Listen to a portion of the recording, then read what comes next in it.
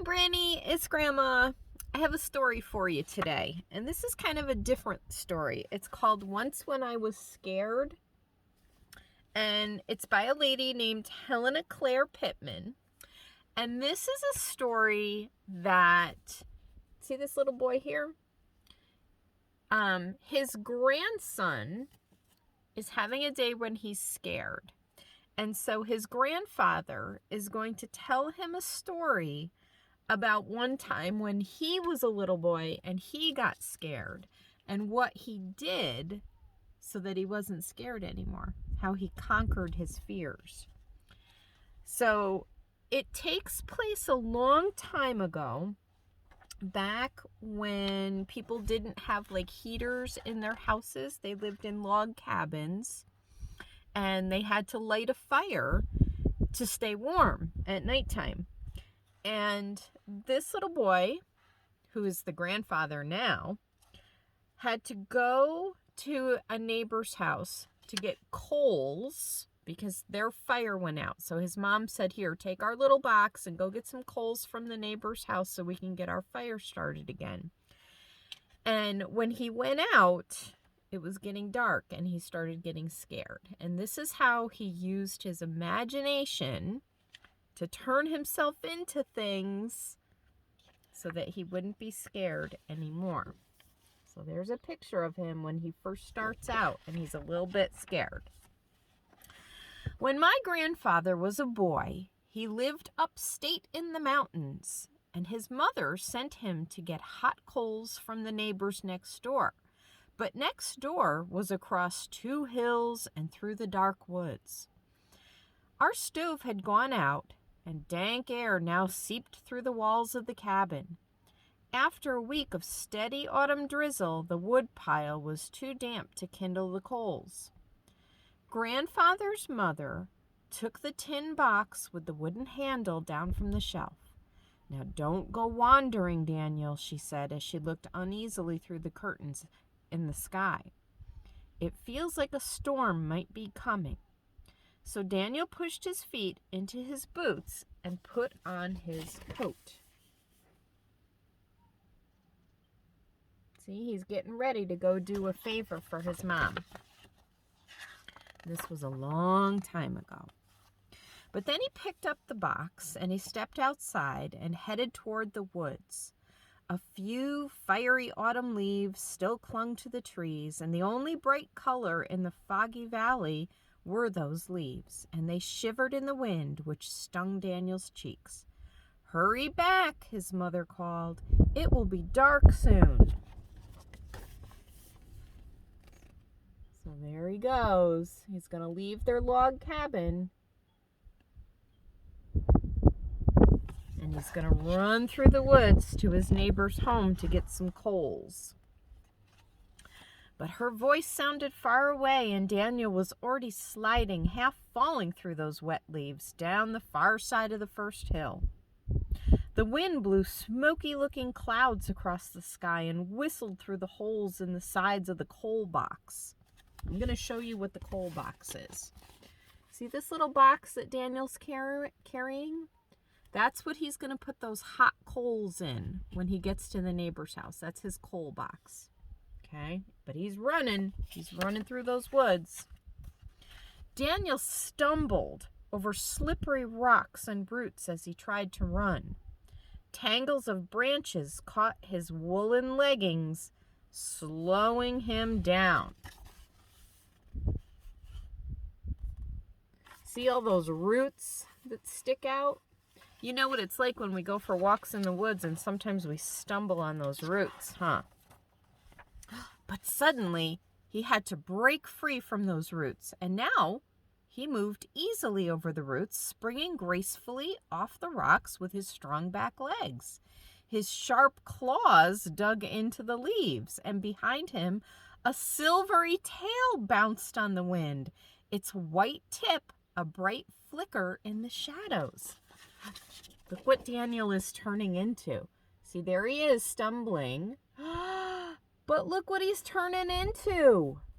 Oh, a sly fox. And so now he's going to be a sly fox as he runs through the woods. There he is. Look at that.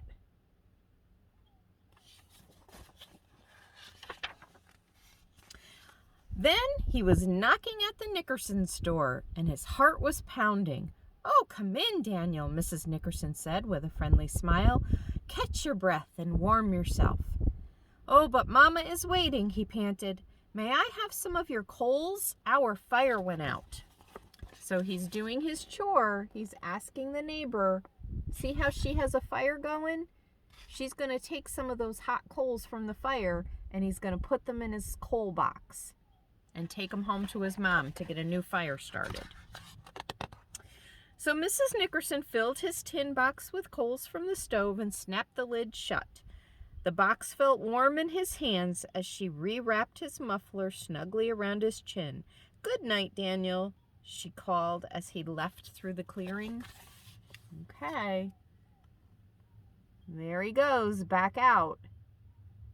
He might get scared again. We'll have to see what happens. In the dark wood, Daniel started to run, and soon he was covered with sweat under his warm clothes. An owl hooted in the tree above him, and as he looked up, something caught his foot as he fell. He struggled to free himself, but it wrapped more tightly around his legs, and in the shadows, it looked like a snake. But gripping the box, he twisted over like a cat, a big cat, a bobcat.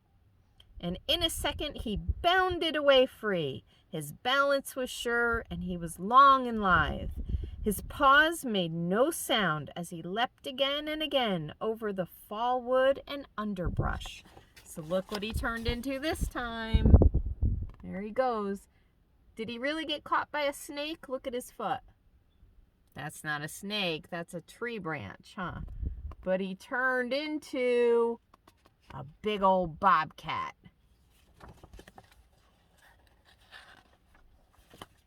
And there he is. See how the bobcat is carrying his coal box? He's pretending.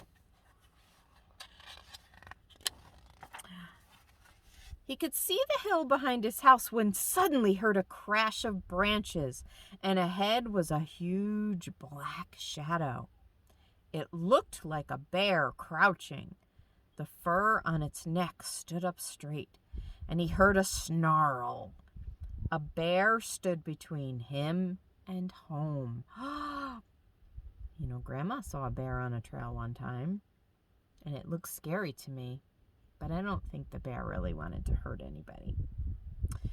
But in the place of the cat's paws this time, where his leather boots and mittened hands were, he was shaking, and he dropped the tin box, and the lid fell open, and the coals scattered, hissing wet on the ground. Uh-oh. There's the bear that he thinks he sees. And there he's dropping all those coals. What's going to happen? How can he get away from a bear? The bear turned and rose on its back legs, and Daniel jumped back. He felt himself rise off the ground. His feet became talons. His arms were huge, dark wings that lifted him up above the bear. And he shouted at the top of his voice to frighten the bear. But the sound that came out from his throat was a shriek of an eagle. So this time, to get away from the bear, he turned into an eagle. Do you remember when we went for a paddle in the kayak and you saw an eagle? When we were down on the pond?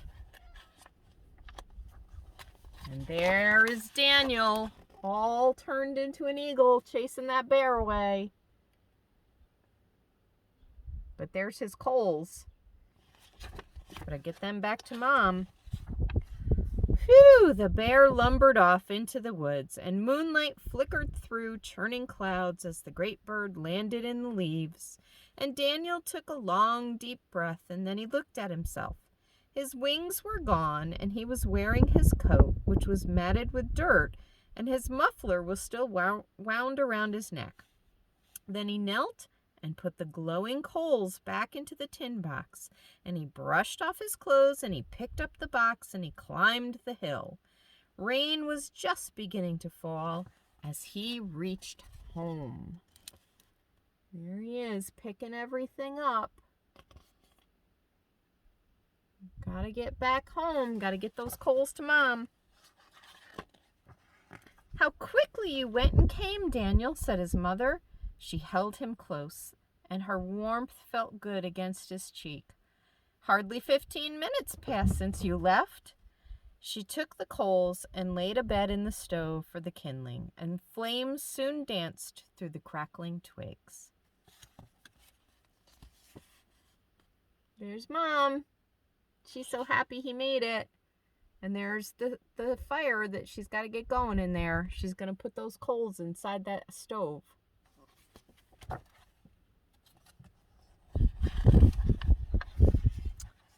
"Did that really happen, Grandfather?" I asked him.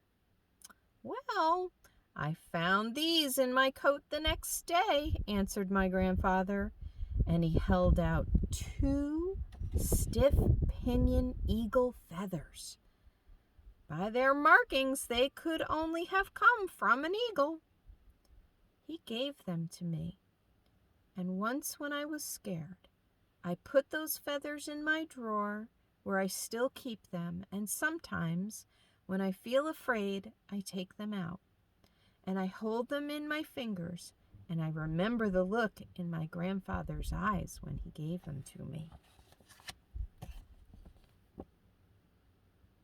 There they are.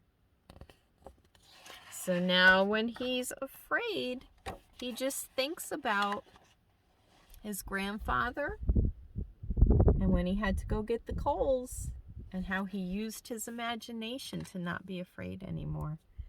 So I hope when you're scared, you think about all those good things. Remember we sing that song, My Favorite Things? And you think about all those things you like so that you won't be scared anymore. Okay? Grandma loves you. I miss you. I hope you liked this story, and I'll talk to you soon.